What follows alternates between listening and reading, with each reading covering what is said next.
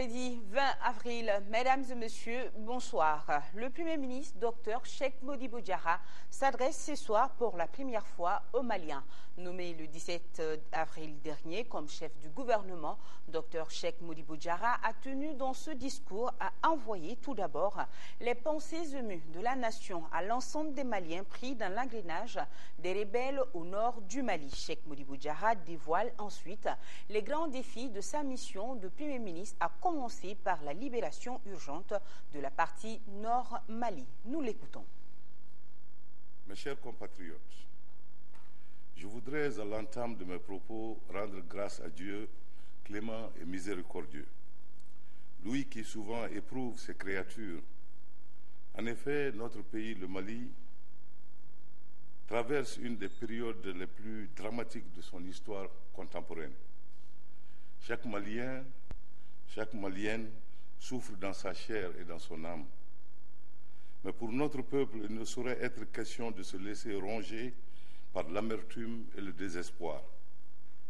Bien au contraire, il faut faire face avec courage, pragmatisme.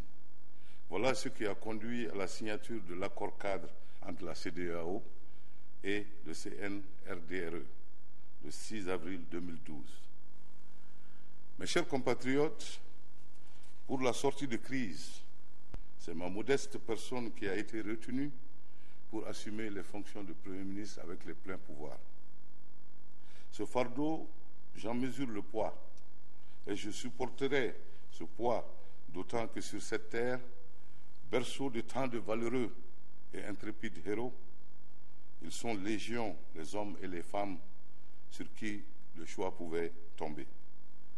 Cette mission redoutable, je l'accepte donc avec humilité et je m'engage à la conduire avec abnégation et détermination. Mes chers compatriotes, mes premiers mots seront pour nos pères et nos mères, nos frères et nos sœurs habitant les régions du nord de la patrie qui souffrent aujourd'hui le martyre du fait d'une agression aussi incompréhensible que barbare. En effet, il est difficilement admissible qu'au XXIe siècle, il soit encore fait recours à la violence armée pour poser des revendications. Chers compatriotes du Nord, sachez que nous pensons à vous à chaque instant et que tout, absolument tout, sera mis en œuvre pour que vous recouvriez le sourire. Mes chers compatriotes, la première priorité est la reconquête totale de l'intégrité du territoire national.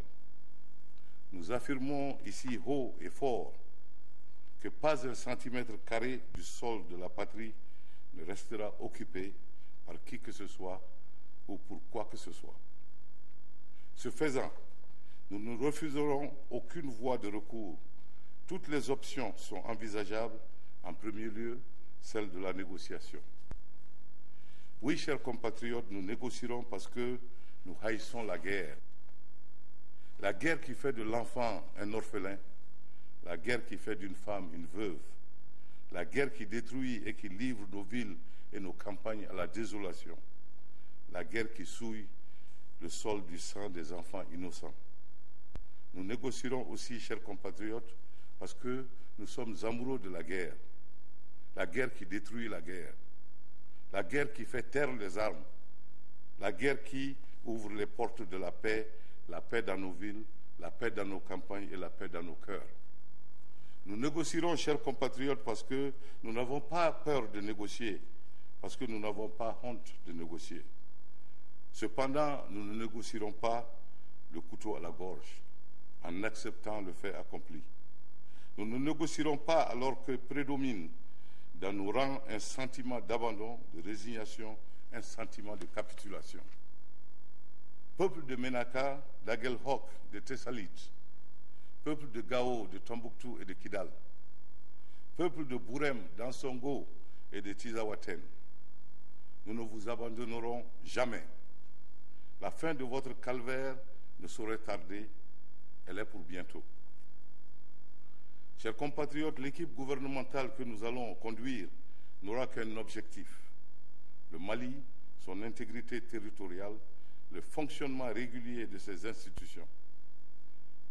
Elle fera preuve d'esprit créateur, de sens de la responsabilité et se mettra au-dessus des contingences partisanes et politiciennes.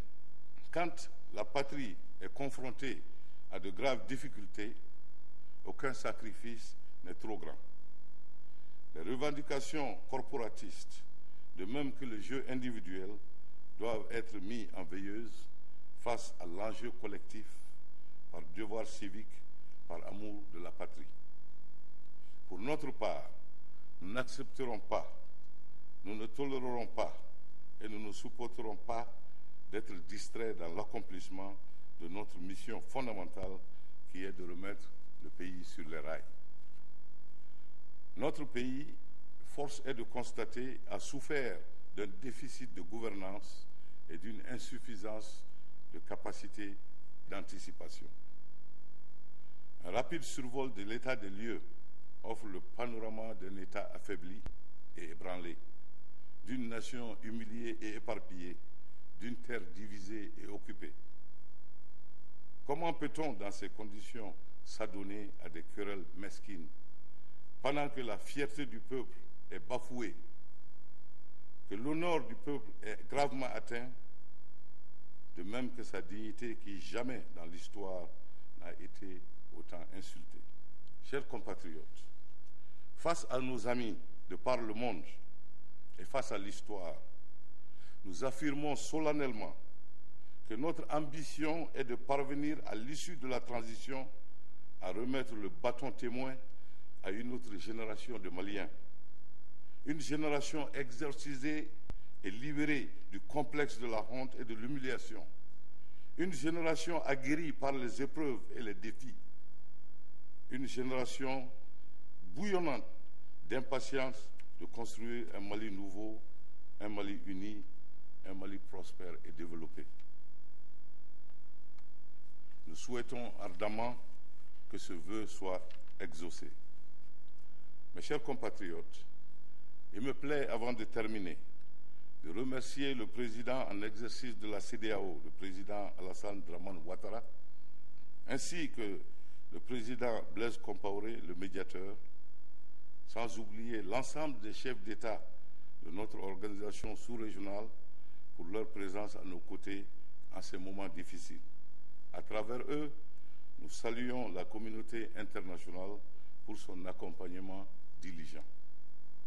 Nous demandons aux chefs religieux, aux légitimités traditionnelles, à l'ensemble de la population de nous accompagner par leurs bénédictions et par leurs prières pour que le gouvernement et moi-même, nous soyons à la hauteur de la confiance placée en nous, que nous puissions réussir notre mission et que notre pays renoue avec la paix, l'unité et la cohésion nationale.